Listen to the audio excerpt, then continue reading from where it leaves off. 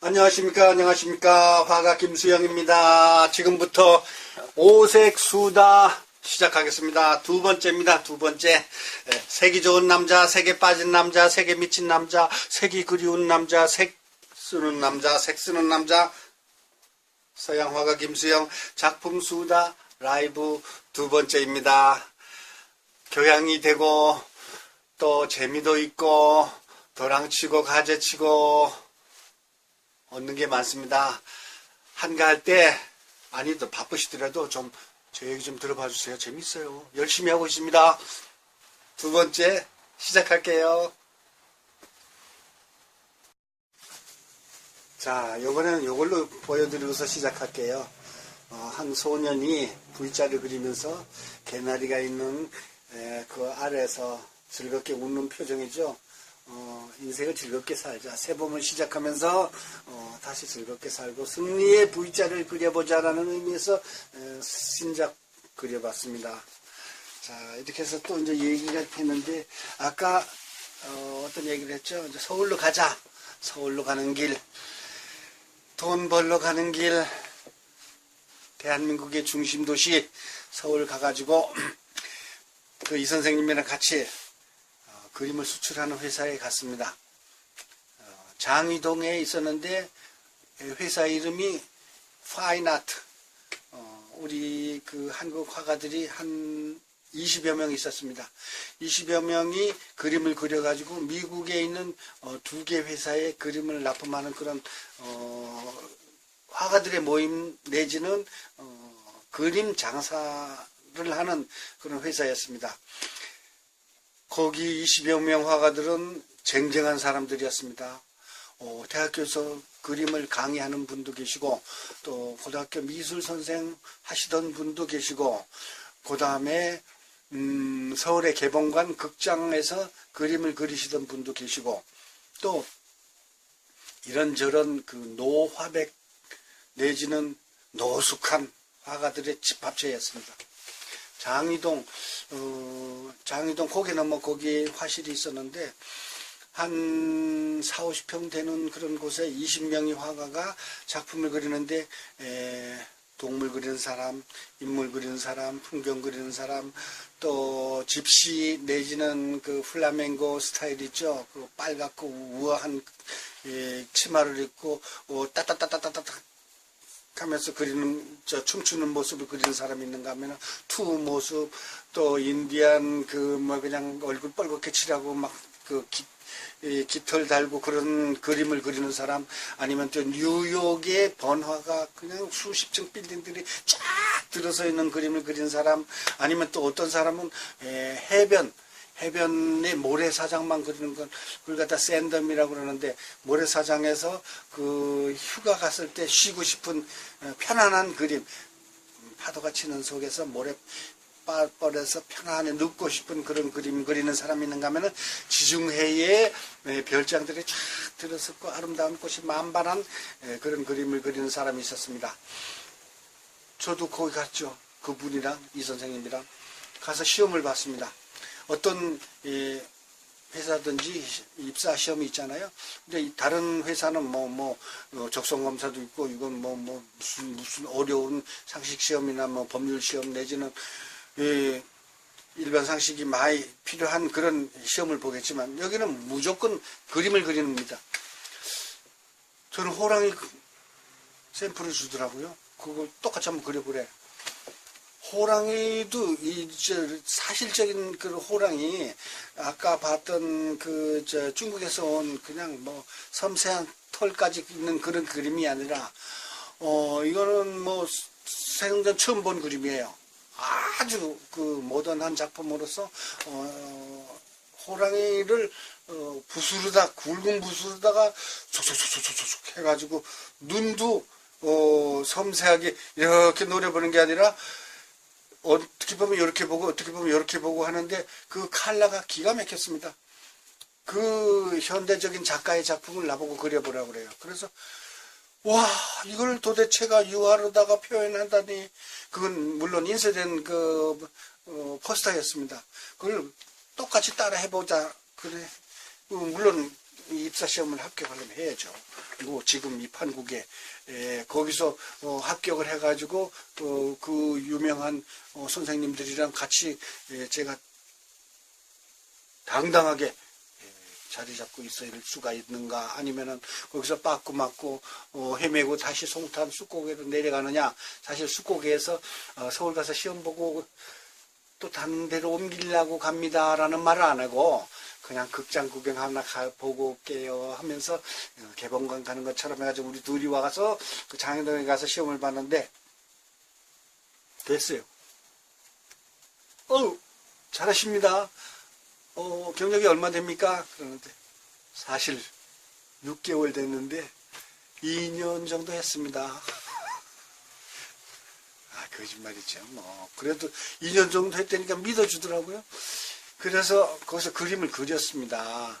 그래가지고 그 아까 얘기한 유명한 대학교 강사분도 계시고 또 고등학교 미술 선생님도 계시고 또 어떤 분들은 외교 어떤 대사로 나갔다가 은퇴해가지고 거기서 외국에서 그리던 작품 거기서 그리더라고요. 그분도 은퇴해서. 그래 나도 이제 당당하게 20몇 살짜리가 그분들하고 끼어가지고 옆에서 그렸죠. 근데 나는 그분들이 하지 않는 장르를 했어야 됩니다. 그러니까 아까 얘기했듯이 뉴욕 거리를 그리는 사람, 샌덤 파도를 그리는 사람, 또 내지는 장미꽃만 그리는 사람, 또 지중해 그림, 동물 그림 그리는 사람이 있는데 저는 완벽하게 모던한 스타일, 그리고 반추상 계열의 터치가 강한 그림, 마티에르가 강한 그림, 그 다음에 현대 감각이 아주 그냥 휘날리는 그런 류의 그림을 주로 그리라고 하더라고요. 처음엔 좀 엉겼어요. 왜냐면은 내가 생각지도 않은, 전혀 보지도 않은 앞서가는 시대의 작품들을 나보고 그리라고 그러니까 사실 어려웠는데 그게 내 장르다, 내 스타일이다, 나의 포맷은 이런 거다 라는 생각에서 열심히 그렸습니다. 그래가지고 한 달 월급이 얼마였는가 하면 그 당시 초등학교 선생님 월급이 4만 얼마였습니다. 얼마 받았겠어요? 그림을 그렸어요. 한 달 내내. 거기는 월급이 아니라 작품 하나당 10호짜리 그림은 얼마, 20호짜리 그림은 얼마, 또 40호짜리 그림은 얼마, 그 다음에 인물하는 다른 그림의 곱빼기고, 그 다음에 명화 있죠. 가령 유명한 작가의 작품, 비너스라든가 모나리자라든가 이런 거 그리는 사람들은 또 서너 배, 너댓 배 더 비쌌습니다. 근데 저는 그렇게 섬세한 건 아니지만 헤비 터치 내지는 마티에르 강한 거 아니면 모던한 기계망측한 반추상 계열의 그림을 그렸기 때문에 처음에는 엉겨붙었는데 나중에는 오히려 섬세하고 비싼 그림을 그린 사람보다 수입이 더 낫더라고요. 좌우시간 얼마 받았냐? 첫 번 월급이 98,000원. 선생님 월급이 4만 원인데 98,000원 받았어요. 2달치 반 되는 정도의 그림을 수입을 올렸으니 그걸 들고 우리 집에 가지고 갔더니 우리 어머니가 깜짝 놀래가지고 너 이거 어떻게 된 거냐? 너 무슨 사고를 이렇게 친 거야? 놀래가지고 어머니가 세상에 1년에 2번밖에 못 먹던 소고기를 안 사오시나. 세상에 우리같이 홍은동 산꼭대기 판자촌에 예쁜 화분을 다 사가지고 오지 않으시는 어머니가 갑자기 뺑 돌았어요. 야, 우리 아들 하나 잘났구나. 제가 둘째입니다. 사실 우리 형님은 그때 말씀드리기 뭐하지만 책 외판 사원이었어요. 그거를 옛날엔 전집을 갖다가 월부로다가 파는 그런 회사가 있었는데 친구분하고 같이 그거를 운영을 했었는데 그게 잘 안 돼가지고 사무실 임대료니 무슨 관리비니 해가지고 집에 월급을 몇 달째 못 갖다 줬었어요. 근데 제가 느닷없이 선생님 월급보다 2배, 3배 다 되는 그걸 딱 어머니한테 갖다 줬더니 소고기 다 나와도 소고기 고기. 그래 저는 그거를 먹고 기운이 나가지고 거기서 또 열심히 그렸습니다. 서대문 밖에서 장이동까지 가는 것도 사실 굉장히 멀었어요. 그 당시에는 전철밖에 없었는데, 물론 버스가 있는데 버스 타려면 2번, 3번 갈아타야 되기 때문에 전철을 타고 미아 삼거리에서 내려서 장이동 고개로 넘어가가지고 거기서 또 이제 하루 종일 그리고 보통 저녁 6시면 끝났는데 저는 술을 못 먹었어요. 지금도 못 먹지만. 화가들은 끝나고 나면은 그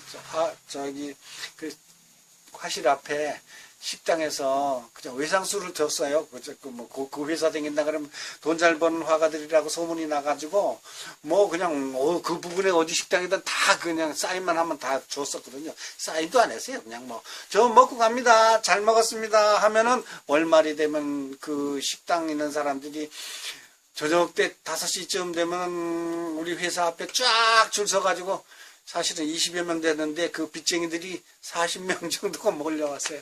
양복 월부 했던 분들, 또 그 다음에 구두방 아저씨, 또 식당 아저씨, 중국집 아저씨, 한식집 아저씨, 또 뭐 막걸리집 아저씨 이래가지고 한 3, 40명이 그래서 줄 서가지고 봉투 주잖아요. 그러면 나가서 짜짝짜짝 나눠주면 얼마 안 됐어요. 그래도 수입이 대단했어요. 그래가지고 거기서 제가 한 5, 6개월 있었나요? 5, 6개월 있다가 군대 갔어요. 영장이 나오니 어떡합니까? 군대를 가가지고 제가 이제 군대 얘기는 이제 나중에 하겠지만 군대에서도 뭐 그 그림과 관계되는 일을 했죠. 차트사 헌병대에 들어갔죠.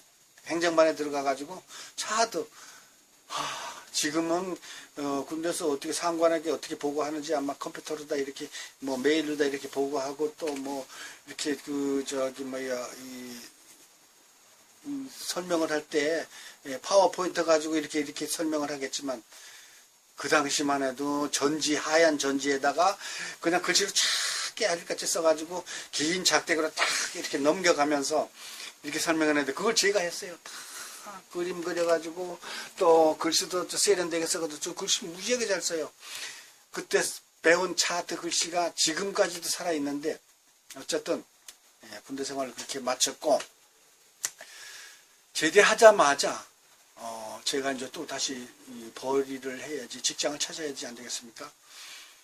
마땅히 할 수 있는 게 그림밖에 없죠.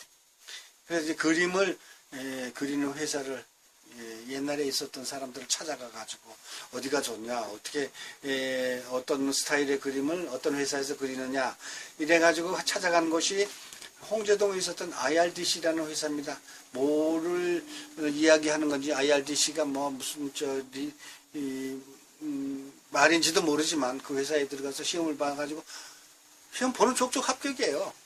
거기는 얘기 들어봤더니 제일 비싼 그림만 그리고 있었어요. 근데 내 스타일이 아니었었어요. 명화에 가까운 고급 그림이에요. 어쩌면은 아마 작품 하나당 몇만 불씩 받을 수 있을 정도의 작품 그런 거를 그렸었는데 자 여기서 또 그림 하나 봅시다. 자 즐겁게 소년이 나비가 날고 있죠. 그 다음에 아름다운 푸른 들판에 V자 그리고 있죠. 아기의 볼터치가 색깔이 예쁘죠. 자, 저는 희망적인 그림, 웃는 그림, 밝은 그림, 승리의 그림을 그리고자 했습니다. 그 IRDC에서 한 2달 하다 보니까 수입이 안 올라요. 왜냐하면 전에 장이동에 있을 때는 그림이 모던한 그림인데다가 터치가 강하고 또 나의 끼를 살릴 수 있는 그 반추상 계열이기 때문에 쉽게 많이 그렸기 때문에 처리하기도 좋고 그 다음에 표현하기도 좋고 그 다음에 감성을 집어넣기도 좋고 칼라톤이 외제 칼라를 썼기 때문에 굉장히 좋았는데 여기는 오니까 국산 칼라를 쓰고 있는 거예요. 국산 칼라 그때만 해도 60년대 후반 이제 제대했으니까 70년대 초반이죠. 그때만 해도 지금처럼 칼라가 색깔이 좋지 않았습니다. 그러니까 용제하고 안료하고 섞었는데 그게 따로따로 놀았어요. 그때 칠을 해놓으면은 어떨 때는 보면은 스타트하고 끝부분이 색깔이 다를 정도로다가 색깔이 엉망진창이었는데 그걸 가지고 그림을 그리려면 모두 힘들어. 색깔도 내기 힘들고 두 번, 세 번 리터치를 해도 또 역시 마찬가지고. 그래서 가만히 소문을 듣자 하니까 구로공단에 거대한 그림 수출 회사가 있었습니다. 1970년대 초에 김모모 사장님이 화가들을 150명을 데리고 미국 전체 수입량의 60%를 납품하는 그런 거대한 그림 회사였습니다. 그 회사에는 한국 사람이 그 그림 감독을 하는 게 아니라 미국 사람이 그림을 감독을 했었어요. 그 수입하는 회사에서 직접 나와가지고 이름이 지금도 기억이 나는데 론 테일러, 할리우드 영화배우 뺨치게끔 한 40대 아저씨였는데 엄청 그 잘생겼고 그러니까 미국의 쫀 아저씨의 샘플인 거를 멋있게 생겼는데 그런 사람이 또 그림을 또 아주 까다로워요. 자기들 회사의 그림을 여기 한국 화가들이 그리는데 그림이라는 게 그래요. 다른 것처럼 저울로 달 수 있는 것도 아니고 그 다음에 무게를 다는 것도 아니고 센치로 잴 수도 없는 거고 이건 느낌이에요. 필링이에요. 이거는 감성이에요. 그래서 환상적이다. 아니면 이 개발세발이다. 이거 그림이 아니다. 그 심지어 어떤 사람은 그림을 딱 내리더니 자기 구두발로 마구 봤더니 이게 그림이냐. 쓰레기다. 그 화가는 얼마나 자존심 상했어요. 그렇게 다구치니까 그림이 제대로 나오는 거예요. 여기에 제가 도전을 했습니다. 갔어요. 가가지고 시험을 봤습니다. 또 됐어요. 그림 잘 그린가 봐요, 나. 그림쟁이니까. 거기서 미리 다른 홍제동에서 얘기 듣기를 어떤 그림이 수입이 괜찮냐. 아까 얘기했죠? 선생님 월급이 4만 원. 근데 어떤 사람이 꽃을 그리는데 35만 원을 벌었답니다. 한 달에. 4만 원인데 거의 10배를 받는 거예요. 거기도 피소비라고 그래가지고 월급제가 아니라 그림 작품 하나당 얼마. 그 다음에 작품을 하나 줄 경우에 A/10에서부터 12에 16, 16에 20, 20에 24, 24에 36, 24에 48, 48에 48 7가지의 사이즈가 있습니다. 사이즈가 있는데 A/10은 20개, 12에 16 10개, 16에 20 5개, 20에 24 5개, 24에 36 5개, 24에 48 5개, 24에 40에 40 5개, 뭐 이런 식으로다가 하루에 줍니다, 세트를. 그러면은 꽃 그림 그리는 사람은 그거를 쫙 벽에다 붙여놓고 거기 어떻게 되어 있는가 하면 이젤이 이런 식으로 간단하게 하나씩 그리는 게 아니라 베니아판을 쫙 붙여놨어요. 이렇게 붙여놔가지고 여기다가 쫙 그걸 붙입니다. 캔버스를. 앞장으로다가 이렇게 붙여가지고 사이즈별로 해놨는데 꽃을 그리면 파란 꽃, 너 이 터치 하나. 그 다음에 줄기 차차차차차차차차차차 이런 식으로도 그리니까 하루에 심지어 어떤 사람은 40개 작품을 그려요. 40개 작품. 이건 완전히 중노동이에요. 아침 9시부터 저녁 6시까지 40개 작품을 그린다고 생각해 보세요. 그럼 시간당 거의 대여섯 개 이상 그려야 되잖아요. 그거를 한 달 내내 해가지고 30몇만 원을 번다는 거는 참, 이거는 노동도 완전 중노동에다가, 대단한, 고생이에요. 근데 그 사람들은 그때만 해도 국민소득이 제가 생각하기에는 아마 60년대에 몇백 불에서 많아야 500불 이상이 안 갔었을 때입니다. 그러니 30몇만 원 받으니 환장을 하죠. 그 사람들은 페인팅 나이프라고, 나이프로다가 이제 칼라를, 믹싱이라고 해가지고, 칼라 속에서 믹스들을 섞어가지고, 그 질감을 주는데, 이렇게 착착착착 하면 몇 번만 해도 되면 꽃이 나와요. 그래서 내가 나는 꽃을 그려야 되겠다. 근데 페인팅 나이프로 하는 거는 간단한 것 같으면서도 굉장히 기교가 필요해요. 그걸 따라 하려니까 도저히 못하겠어요. 그래서 붓으로 하는 붓터치 나이프, 붓터치 꽃 그림을 하겠습니다 해서 그 그림을 그려가지고 패스됐어요. 자, 그래가지고 거기서도 이제 같은 꽃만 주는 거예요. 이제 나는 꽃 그리는 화가다. 지난번에는 모던한 작품, 현대적인 작품 내지는 반추상 계열의 그림을 그렸는데 기왕 돈 벌 바에 가지고 돈 많이 버는 게 최고지 안 그래요? 그래서 그림을 그런 것만 주는 거예요. 내가 이제 그 2층에 사무실에 있으면은 아침에 자기 작업 하는 그 할당을 받는데 그 부장님들이 그 세 분이 있었거든요. 그래 수영이 이리 와. 꽃 그림 여기 있다 이래가지고 빨간 꽃, 파란 꽃, 노란 꽃, 온갖 색깔의 그림의 꽃 그림만 주야장창 그렸어요. 그러니까 기술이 늘 수밖에. 이거는 진짜 예술이 아니라 기술이에요. 테크닉.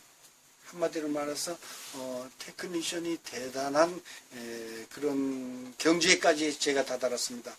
그래서 여기서 또 한번 해야죠. 자, 이거 한번 봅시다. 거꾸로 보이나요? 똑바로 보이나요?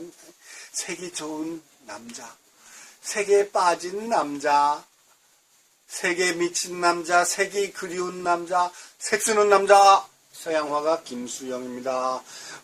작품 수다 라이브죠. 이거 거꾸로 보이는가 본데 큰일 났네. 이건 반대로 카메라를 이쪽도 올려서 그렇습니다. 어쨌든 색 쓰는 남자입니다. 색 칼라죠. 그래가지고 제가 거기서 한 2년 있었습니다. 그림을 그리면서 돈을 벌어가면서 하루 종일 서서 그리는 거예요. 거기는 원래. 앉아서 얌전하게 그리는 사람들은 이제 무슨 유럽의 명화를 그린다든가 아니면 새로운 현대적인 작품을 그리더라도 아주 꼼꼼한 그림 3일에 하나 2448 그러니까 30호 P 사이즈를 3일에 하나 그리는 사람들이 있어요. 그런 사람들은 작품 하나당 몇십만 원씩 받는 사람들이고 제 작품인 경우에는 붓으로 달 꽃을 이렇게 그리고 장미를 이렇게 그리고 이렇게 그리고 먼저 배경을 싹 그려놓은 다음에 줄기를 그리죠. 그 다음에 꽃을 몽울이 진 꽃서부터 활짝 핀 꽃, 그 다음에 떨어진 꽃, 뒤로 이렇게 돌아져 있는 꽃, 고개 바닥을 쳐다보는 꽃, 그것도 자연스럽게 꼬지를 봐가면서 화병도 기가 막히게 매치가 되도록 그 다음에 여기서 빨갛고 저기서 파랗고 이렇게 그 거부감이 난 게 하는 게 아니라 모노톤 스타일로다가 부드럽게 믹싱이 되고 그 다음에 부드럽게 믹스 앤 매치가 되도록 그런 그림을 그렸습니다. 그러다 보니까 미국에서 주문이 들어왔어요. 제가 155명의 화가 중에 69번이었습니다. 번호가 있습니다. 자기가 이제 그림을 그리면은 미국에서 원하는 그 사인을 해달라고 그래요. 가령 저는 마운티라고 그러는 그 몬테크리스티, 몽고메리 크리프트라는 그 배우를 좋아해가지고 그 배우의 이름을 이니셜로 따가지고 몬티라고 그 사인을 늘 보냈는데 그 사인을 그린 작가한테 이 그림을 그려서 보내세요 하는 주문이 들어와요. 그러면 저는 이제 그 그림을 그려가지고 보내는데 내 도장 69번을 찍어가지고 캔버스 뒤에다 살짝 찍어가지고 보냈어요. 근데 내 그림이 주문이 엄청 많이 들어오는 거예요. 그래서 기분이 되게 좋아. 근데 세상에 내 혼자 그걸 소화를 못하니까 다른 작가한테 그 그림을 맡겨가지고 내가 그린 것처럼 그 도장을 찍게 하는 거예요. 그러니까 미국 사람이 처음엔 잘 나왔는데 이 사람 그림이 시원찮네. 한국 아메디아 주식회사 구로3공단에 있었던 그림 수출 회사에 있었던 이야기는 불과 제가 한 2년 가까이 있었지만 이야기하려면 한 3년 걸립니다. 다 하긴 뭐하고 간단하게 요약해가지고 거기에 있었던 에피소드 몇 가지만 더 얘기하겠습니다. 화가들이 입은 작업복은 칼라가 잔뜩 묻은 완전 거지 차림입니다. 여러분 화실에 가보셨는지 모르겠지만 화실 자체는 이 지저분한 칼라가 가득하고요. 또 때 묻은 옷, 때 묻은 붓이 가득합니다.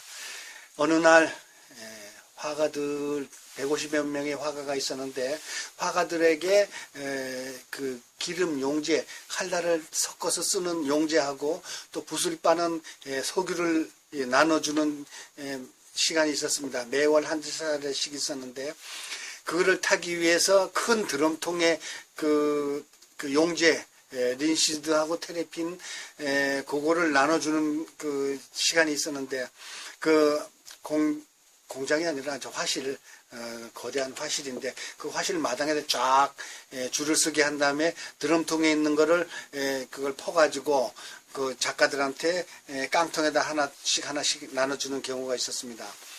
그런데 그게 가관이죠. 생각해 보십시오.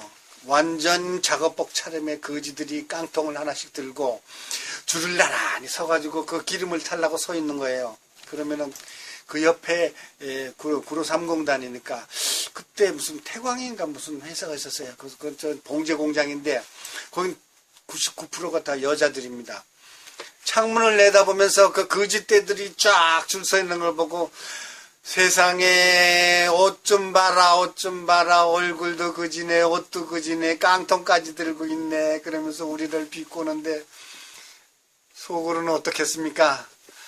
아가씨들, 당신들의 버는 월급의 10배 이상 우리는 벌고 있습니다. 조용히 지내십시오. 옷은 그지지만 몸은 부자입니다. 이래가지고 그 사람들한테 까불지 마라. 한놈 지지배들 막 이래가면서 야단을 치긴 했지만 사실은 그 사람들이 보기에는 너무너무 거지 같고 너무너무 초라한 모습이 지금 생각해도 부끄럽습니다. 그 한국 아메리아 입구에는 쇳바트가 큰 게 있었습니다. 근데 그 쇳바트가 아주 특이한 현상을 가지고 있는데 이 칼라 냄새를 보고 출입을 시키는 겁니다. 생전 처음 오는 사람은 옷에 칼라가 안 묻어 있을 거 아니겠습니까? 사무실 직원들이야 물론 알겠지만 외부에서 들어오는 사람들이 입구에서 딱 냄새를 맡고 저 사람 쟁이다, 그림쟁이다, 화가 선생님이다, 들어가세요 하고 조용히 있죠. 근데 외부인들이 생전 처음 오는 사람은 칼라 냄새가 안 나기 때문에 우왕 난리가 납니다. 걔가 우리 사람보다 냄새를 10만 배인가 뭐 더 많이 잘 맡는다고 그러잖아요. 그림쟁이들은 냄새로서 출입을 시켰습니다. 그래서 또 한 가지는 화가들이 이제 피섭이라고 그래가지고 정확히 무슨 뜻인지 몰라요. 저는 뭐 그렇게 아주 유식한 편도 아니고 그렇다고 해서 또 일부러 또 알 필요도 없고 그냥 남들이 하길래 피섭 그러는데 그건 뭔가 하면은 그림을 한 장당 그리는데 얼마 80원 얼마 뭐 24에 36 34 M 사이즈는 얼마 이제 그리는 데는 이제 그 수입이 됐었는데 그러다 보니까 화가들이 그 당시에 물론 200~300불 그 국민소득 시대니까 한 달에서 20~30만 원씩 버니까 눈이 확 뒤집힌 거 아니겠어요? 그래서 불과 몇 달 하고서 집을 사는 사람이 있었는가 하면은 어떤 사람은 머리를 써가지고 집을 2채, 3채 가지고 있는 사람이 있었어요. 근데 저는 사실은 그렇게 이제 능력이 발달이 되지 못해가지고 집은 못 사고 그냥 전세로 하나 얻는 데는 도움을 줬지만 우리 집에 그때 총각이었으니까. 그런데 어떤 사람인 경우에는 화가들을 모아가지고 다른 수출회사, 그림을 수출하는 회사를 차렸습니다. 저도 그런 사람 중에 한 사람입니다. 거기서 한 2년 배웠죠. 수출하는 방법 배웠죠. 그리는 방법 배웠죠. 또 화가들 다루는 방법 배웠죠. 미국인 그 검사관 론 테일러라는 사람이 지시하는 방법을 배웠죠. 또 수출하려면 얼마 하고 또 어떻게 수출하고 또 그 수출 송장 계약서만 있으면은 당시에는 그 계약서에 있는 금액만큼 돈을 다 나라에서 빌려줬습니다. 수출 장려 정책에 의해서. 그래서 저는 2년을 딱 한 다음에 제가 개인 회사를 하나 차렸습니다. 응암동에 회사를 차렸는데요. 선산 아트라고 했습니다. 선샤인 아트인데 이제 그 우리나라 이름으로는 선산 아트라고 라는 회사를 제가 차렸습니다. 화가 50명을 제가 모집을 해가지고 사원으로 두었습니다. 자, 이제 응암동에 제가 그림 회사를 차린 이야기를 2편에서 말씀드리고 여기서 퀴즈 하나 드리겠습니다. 퀴즈. 미술 실력이 얼마나 됩니까? 물론 뭐 제 이야기를 수다라이프 작품 수다라이프 오색 수다 색이 좋은 남자, 색에 빠진 남자, 색에 미친 남자, 색에 그리운 남자, 색 쓰는 남자. 서양화가 김수영 작품 라이브를 들으실 정도라면은 수준은 높으시겠죠. 피카소가 어느 나라 사람인지 아시죠? 어느 나라 사람인가요? 피카소. 뭐 우리나라도 피씨 있죠, 그죠? 뭐 피 선생님 그러는데 뭐 그 나라도 피씨가 있는가 봐요. 요게 첫 번째 문제고, 두 번째, 피카소가